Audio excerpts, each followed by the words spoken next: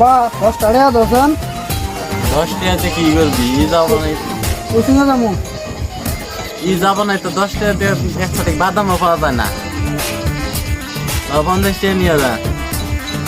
ওরে ভালো বলছিস তুই এর গেন্দা তো মনে করলেন আর 10 টাকা ছিল আঙ্গুর গেন্দা তো মনে করলেন 100 টাকা কম কোচিং এ যায় না আমার দিন দিন দোকানে যেতাম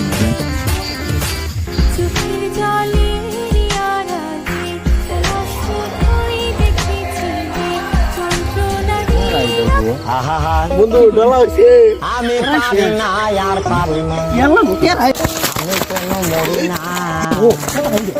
হইছে রাইল কি সিনে না হ্যাঁ বাজেন খালি আজকে আমি বাজেন পারি না বাজ যাওয়ার পরে তারপরে মাল কি দিয়ে দিবি সি সি সি সি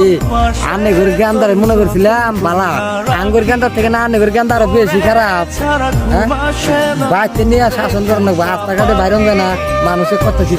জ্ঞান দাদা তো তখন গেছিল দেখলি তো আনাজ বাগান মারলো